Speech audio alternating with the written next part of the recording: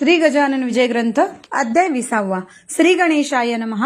जय जयाजी रुक्मिणीवरा हे चंद्रभागा तटविहारा देवा वरद पाणीधरा दासगुणूच्या मस्तकी. तू भूपांचा भूपती अवघेच आहे तुझ्या हाती. मग माझी भजिती कार्य अशी मांडलीस.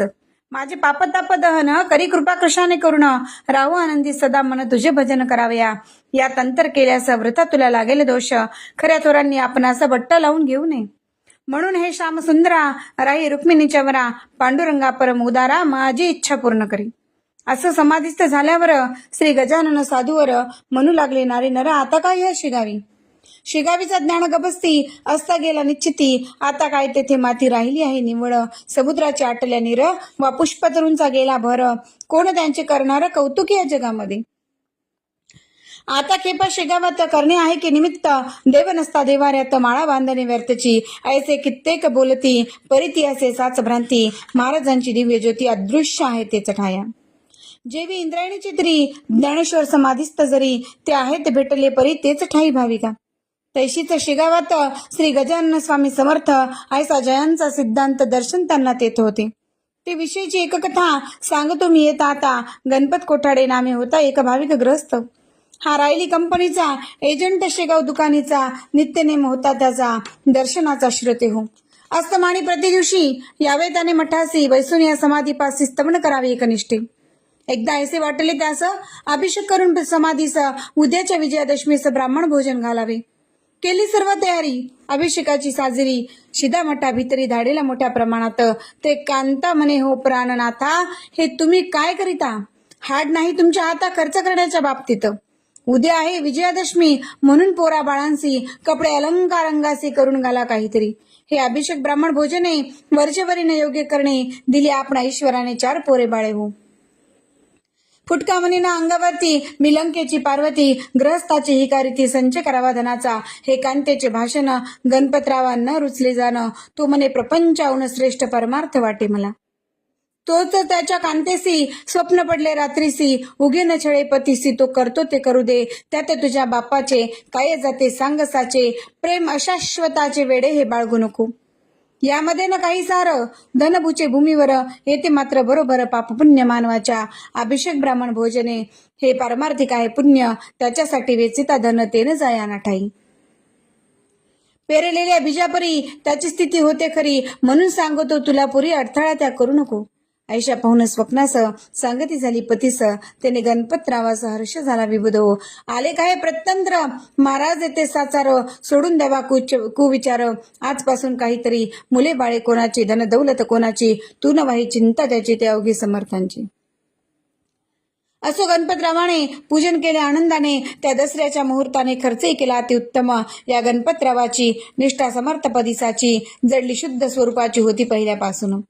लक्ष्मण हरी जांजळाला ऐसाच अनुभव एक वेळा बोरी बंदरावरी आला तो एका सांगतो. काही कामानिमित्त लक्ष्मण गेला मुंबईत.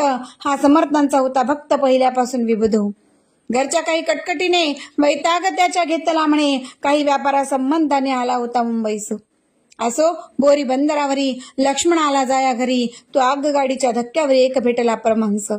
आज अनुभव उंच बांधा दृष्टी नासाग्रासी सदा. ओंकाराचा सर्वदा जप चालला त्याच्या मुखी. तो बोलला लक्ष्मणास, तू गजाननाचा आहेस शिष्य. ऐसे असून हताश का होतोस कळेना. तू आपल्या जेव्हा घरी पुण्यतिथी केलीस खरी. 400 पानांची तयारी करून अमरावतीला गोपाळराव पेटकर आणि बापट मास्तर यांचा कैसा प्रकार घडला तो आनवाना. पुत्रशोक बापटासी झाला असून प्रसादासी. तो तुझ्या गेहासी आला होता ना सांगते. पेटकराचे ब्राह्मण भले सांग कशाने राहिले. अरे गजानन स्वामी गेले त्या उभयंताच्या स्वप्नात. उपदेश करून दोघास आणले होते प्रसादास. हे कैसे विसरलास सांग मला येवेळी. कुणेच्या गोष्टी ऐकून साशंक झाला लक्ष्मण. म्हणे हा असावा कोण हे काही कळत नसे. लक्ष्मणाने त्या संन्याशाला आदरे नमस्कार केला. तो पाहता पाहता गुप्त झाला बोरी बंदर स्टेशनासी. मग लक्ष्मण येऊन घरी वागू लागला पहिल्या परी. प्रतिवर्षी आपल्या घरी पुण्यतिथीचा प्रारंभ केला. अवधूत जयराम खेडकरासी राहित साहित गावासी. भेटते झाले पुण्यराशी संन्याशाच्या वेशाने. एक माधव मातंड जोशी कळंब कसुर ग्रामासी. आला मोजणी करावयासी जमिनीची श्रोते हो. हा सरकारी नोकर होता रेवणी ऑफिसर. त्याचा गजानन साधूवर पूर्ण होता भरोसा. दिवसभर मोजणी केली. पुढे त्यास इच्छा झाली अस्तमानाचे समयाभरी शेगावास जाण्याची. आज आहे गुरुवारचा दिन, घेऊ समर्थांचे दर्शन, आयसा विचार करून आज्ञा केली शिपायाला. जोडा आपली वेगे दमणी, जाऊ शेगावाला गुणी, रात्र तेथे काढून येऊ सकाळी परत पुन्हा. तै तो शिपाई कुतुबुद्दीनं बोलला कर जोडून, आभाळ आले भरून याचा विचार करावा. मन नदीला पाणी भले, आहे थोडके आता आले, पाही पाणी गढूळ झाले म्हणून केली विनंती. जोशी म्हणाले त्यावर, अरे आता हो नदी पार, जा तमनी करी तयार, उगीच सबबी सांगू नको. शिपायाने जोडीली दमनी, आला लगेच घेऊनी. जोशी आता बैसुनी जाऊ लागले शेगावा. दमणी घातली नदीत, तो पाणी आले अकस्मात, जाण्या पहिला तटाप्रता ओसर नाही राहिला. जंजावात बळावला, कडकडाट करी चपला, मन नदीला पूर आला क्षणा माझे भयंकर. मेघवर्षे मुसळधारा, झंझावात सुटला खरा, शेतकऱ्यांच्या छपरात उडवू लागला. शिपाई म्हणे कुतुबुद्दीनं, साहेब येथेच आले मरण, तुम्हा आम्हाला गुण उपाय यासी आता नसे. ते माधव मातंड जोशी घाबरे झाले निज मानसी, बाहू लागले समर्थासी करुणायुक्त वचनाने. हे समर्थ गजानना, रक्षणा आमच्या करी प्राणा, अशा संकटी तुझ्या विनात्र आता न कोणी आम्हा ते. कथा ऐकली पुराणात, जहाज बुडता समुद्रात, त्याचा संताने देऊन हात रक्षण केले सर्वस्वी. तूही संत असामान्य, ब्रह्मवेत्ता करुणा घन, करी आमचे रक्षण येऊन या पुरामध्ये. दमनीत आले जीवन, बैल गेले घाबरून, मग जोशी पुढे होऊन बोलते झाले शिपायास. तू आता मागे सर, आवलियाचे भजन कर, तेच नेतील आपणा पार, त्याची चिंता करू नको. जोशी म्हणाले समर्था, अगाध आहे तुझी सत्ता, वाटेल ते करी आता तारी अथवा मारी अम्मा. कासरा दिला सोडून दोघांनीही मिटले नयन, तो काय घडले वर्तमान ते आता परियेसा. ऐशा महापुरातुनी पहिलं तटा पावली दमनी, उभी राहिली येऊनी सडकेवरी शेगावच्या. ऐसा प्रकार पाहता आनंदले उभयंता, पहा केवढी अगाध सत्ता आहे अवलिया बाबांची. पुरा माझे रक्षण केले, निज भक्तांना बुडू दिले. जोशी शेगावांप्रती आले एक घटका रात्रीस, वंदन केले समाधीला, पालखीचा पाहिला सोहळा. दुसरे दिवशी बहुत केला दान धर्म जोशांनी. बाळाभाऊची आपासी, ब्राह्मण भोजन घालण्यासी, काही रुपयाती हर्षी. जोशी देते झाले, साकल्य कथिले वर्तमान, बाळाभाऊ लागुण, हे नवसाचे ब्राह्मण तुम्ही घाला माझ्यास्तव. काकी मला रजा नाही, काम जरुरीचे पाही, ऐसे सांगून लवलाही जोशी गेले निघून.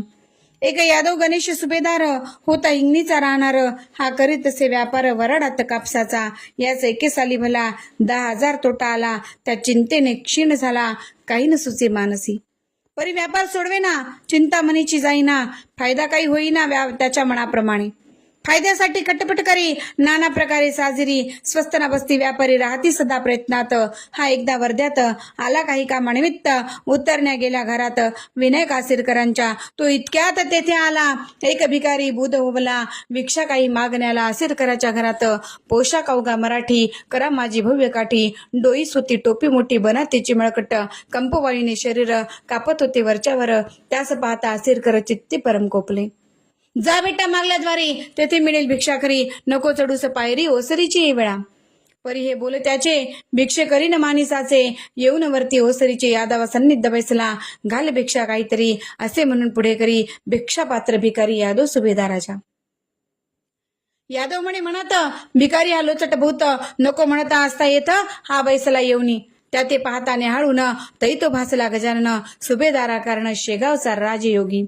दृष्टी सतेज अत्यंत, स्वरही त्यांच्या परिसत्य, फरक इतकाच होता त्यात कंप होता तनुला. तेज मुद्रा बोलणे होते समाधानप्रमाणे, ते पाहून ऐसे म्हणे सुभेदार निज चित्ती. हा जरी मानू गजानन, तरी ते गेले समाधीस्थ होऊन, आता महाराज कोठून पडतील आमच्या दृष्टीसी. काही असो पैसे दोन, देव भिकाऱ्या कारण, श्री गजानन समजून उहापोह ज्याचा नको. पैसे घेतले भिकाऱ्याने, अनिक काही देई म्हणे श्री गजानना कारणे शरणी वाटोळाची. ते वायदे करसी वरचेवर, ते मी ना आता मानणार. तोटा 10,000 तुझ व्यापारी आला ना, त्याचा विचार अंतरी करून देऊ काहीतरी. रुपये मजला लवकरी, काढ पाकिट खिशातून. ऐसे भिकारी बोलता सुभेदार झाला देता, काही रुपये तत्वता पाकिटाचे काढून. भिकारी म्हणे त्या अवसरी, संतुष्ट मी इतक्यावरी, होत नाही दे लवकरी आणखी रुपये काही मला. पुन्हा रुपये काढिले, भिकाऱ्यासी अर्पिले, तो इतक्यात घरात गेले विनायकराव आसिरकर. यादवराव एकटा बसला होता आसिरकरांच्या ओसरीला, ते पाहून बोलला सुभेदारासी येणेरती. संशय गजाननाविषयी का घेतोस चित्ती पाही, कपडे काढून उभा राही माझ्या पुढे येवळा, तुझ्या अवघ्या अंगावर दृष्टी पडू दे एक वार, माझे तेने होईल दुर्व्याधी तुझी यादवा, तू मजला मुलापरी कारे लाजसी अंतरी, ऐसे म्हणून पाठीवरी हात फिरविला तयांनी, फिरविला नखशिकांत अंगावरून त्याने हात, तो आले इतक्यात आसिर कर ओसरीला, रुपये घेऊन भिक्षेकरी गेला द्वाराच्या बाहेरी, यादवाने बहुतापरी तपास केला गावात. परीने थांग लागला, शेवटी त्याने निश्चय केला, ऐसा आपल्या चित्ताला की हा असावा गजानन. सुभेदार म्हणे मानसी, हे समर्थ असले आज दिवशी, फायदा होईल व्यापारासी, काहीतरी संशय, तो सुभेदाराच्या गाड्या आल्या कापसाच्या, विकावयासाठी साच्या वर्ध्याची बाजारी. विक्री होता किंमत, येथे झाली त्या बहुत, त्याने यादो चित्तांत समाधान पावला. आणि निश्चय ऐसा केला, जो भिकारी भेटला तो होता समर्थ भला श्री गजानन योगीराज. समर्थ आपल्या भक्तासी रक्षण करते अहर्निशी, निष्ठा मात्र त्यांच्याविषयी दृढ तर पाहिजे मनात.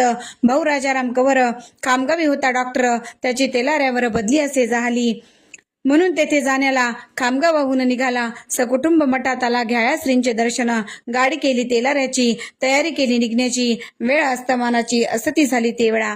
बाळाभाऊ मठाधिपती तो त्या बोलला येणेरती, अहो ऐका माझी विनंती, प्रसाद घेऊन जावे तुम्ही.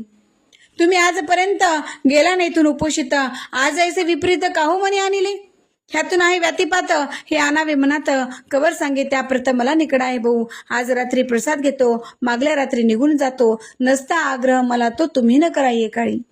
बोलल्याप्रमाणे निघाला तेलाऱ्याचे डॉक्टर भला, घेऊन मुला माणसांना दमनी माझी बसून, रात्र होती अंधारी महाभयंकर साजरी, वाटे निशा शोक करी निज पतीच्या वियोगे. तो चमत्कार असा झाला, तेलाऱ्याचा रस्ता चुकला, कोणी न भेटे पंथाला विचारावे कोणा जरी. गाडी अरुंद रस्त्यावर, दोन्ही बाजूस काटे फार, गाडी उभी काठावर एका भव्य तलावाच्या. म्हणता झाला गाडीवाला, साहेब रस्ता आहे चुकला, हे ऐकून कवराला आश्चर्य वाटले मानसी. खाली उतरून जो पाहत तो अवघे दिसले विपरीत, अपशब्द बोलला बहुत तो त्या गाडीवाल्याला. तू तेलाऱ्याचा म्हणून तुझी गाडी केली जाणं, आडमार्गे आणून आम्हा कैसे सोडिले, काय होतास दारू प्याला म्हणून हा रस्ता चुकला, वाट तुझ्या डोळ्याला दिसली कशी ना सांग मज, तेलाऱ्याचा रस्ता थोर आम्ही हमेशा वाहतो साचार, मग आडमार्गावर गाडी कैसी आली तुझी.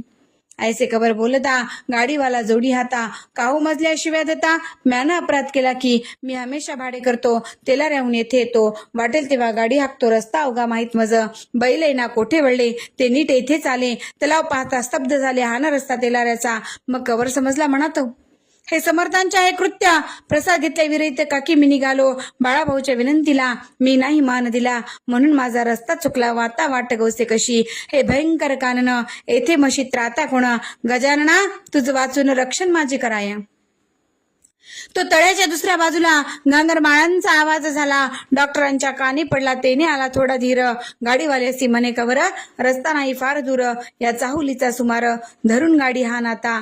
ते त्याने ऐकले, काट्या कुपाट्यांमधून नेले, नीट रस्त्याला लाविले आपल्या गाडीस. हा रस्ता लागत आम्हाली, डॉक्टरांनी चौकशी केली, तो ऐशापरी समजली गोष्ट त्या गौराते, हे शेगावचे शिवार आहे अजून साचार. मग म्हणाला डॉक्टर, चाल शेगावी परत आता. सूर्योदयाच्या समयाला शेगावासी कवर आला, प्रत्यंत बाळाभाऊला केला न सर्व निवेदन.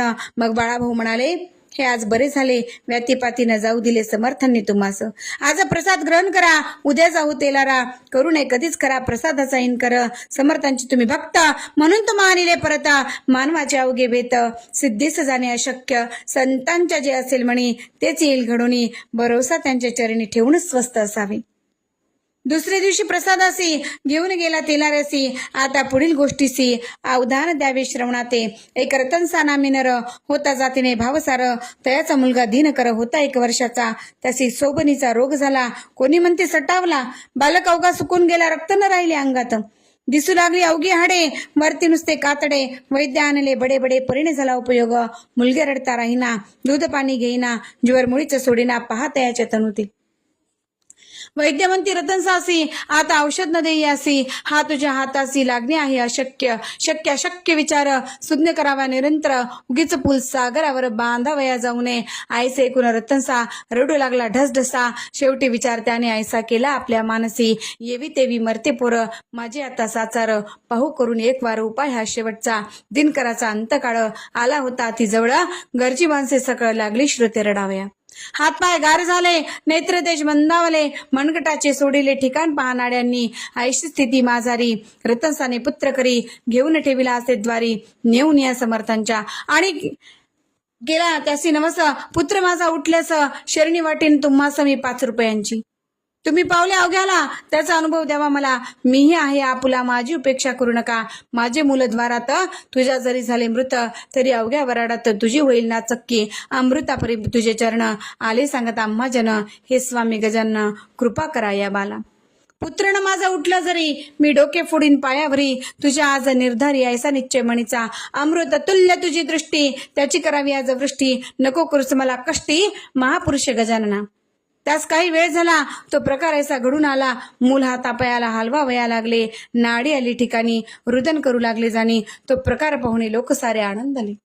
समर्थ कृपा झाल्यावर राहिले कोठून त्या दर, सूर्याच्या समोर तमाचा तो पाड नसे. दिनकर थोडे दिवसात होता झाला पूर्ववत, नवस असला श्रद्धायुक्त, तो फळे हा न्याय असे. दादा कोलटकरांचा पुत्र राजा नावाचा, आहे प्रसाद समर्थांचा संत कृपा अमोल खरी. कन्या रामचंद्र पाटलाची, चंद्रभागा नावाची, जवान 18 वर्षाची, लाडेगाव सासरजीची. ही असता गरोदर, प्रसंगाला दुर्धर, प्रसूतीची वेळ फार कठीण स्त्री जातीला. लाडेगावाहून माहेरी चंद्रभागा आली खरी, प्रसूतीस्तव निर्धारी जनरीतीप्रमाणे मोठ्या कष्टाने प्रसूती झाली तिची निश्चिती. तोच चंद्रभागेवरती ज्वरे अंमल बसविला, तो होता नवज्वर. थकून गेले डॉक्टर, औषध उपचार केले फार आपल्या मुलीस पाटलांनी. थोडा बहुत गुण आला, व्याधी तितक्या पुरता दबला, परिणवता मुळीच झाला नामशेष देहातून. चंद्रभागा आजारी पडू लागली वरच्यावरी, एकदा अकोल्या नेले खरी, औषध तिला द्यावया. वैद्य विधाने नाना करती, कोणी नळ संग्रहणी बोलती, कोणी वैद्य ऐसे म्हणती क्षय झाला मुलीसिया. मेळ एकाचा एकाला नाही मुळी लागला. मग पाटलाने विचार केला आता वैद्य गजानन, तारो अथवा मारोईसी अंगारा लावा प्रतिदिवशी, तीर्थ द्यावे प्यावयासी समर्थांच्या पायांचे. पिता मोठा निष्ठावंत, समर्थांवरी अवघा हेत. हळूहळू त्या पोरी प्रत गुण येता झाला. तिला उठवत नव्हते शयेसी, ती चाली दर्शनासी, पायी चालत मठासी. हे महत्व अंगाऱ्याची. निष्ठावंत ज्याचा भाव, तयासी पावे देव. उपास्यापदी भाव उपासके ठेवावा. रामचंद्राची अंगणा, जानकाबाई सुलक्षणा, परिदैव योग सुटेना तो भोगल्या वाचुनी. वाताचा झाला विकार, जानकाबाई साचार, पोटदुखे वरच्यावर काही उपाय चालेना. औषध देता दबे वात, पुन्हा उठे पूर्ववत. ऐसा क्रम दिवस बहुत चालला होता श्रोते हो. त्या वाताची अखेरी होती झाली मस्तकावरी. मेंदू बिघडला निर्धारी, गेली जाणीव मावळून.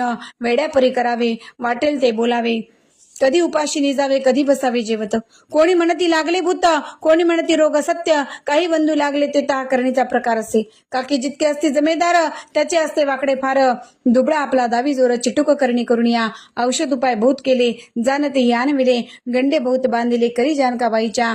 पाटील घरचा श्रीमंत, तो सापडला अडचणीत, म्हणून येता झाला उता अवघ्या त्या दांभिकांना. कोणी अंगात आणावे, वेळेचे निदान करावे, काहीतरी सांगावे धनास्तव पाटलाला.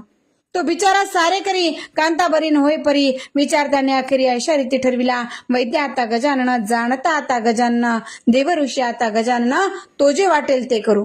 माझी बायको सून त्याची, ही भावना माझी साची. आता अन्य उपायांची गरज नाही आम्हाला. तू उद्यापासून प्रातकाळी करी स्नान, मठा माझी जाऊन घाली प्रदक्षिणा समाधीसी. ते तिने पतीचे वचन सर्वथैव केले मान्य. समर्थ समाधी लागून घालू लागली प्रदक्षिणा. गेला ना त्या मात्र माया, दया आली सद्गुरु राया. वात विकार जाऊन या निर्दोष ती झाली. खऱ्या खऱ्या संतांची सेवा न जाई वायासाची. परिनिष्ठा मानवाची जडणे तिथे अशक्य. समर्थांच्या नंतर बाळाभाऊ गादीवर बसले, त्यांचे चमत्कार काही थोडे झाले. हे वैशाख वैद्य षष्टीसी शेगावी गेले वैकुंठासी. त्यांच्या मागून गादीसी बसले येऊन नारायण.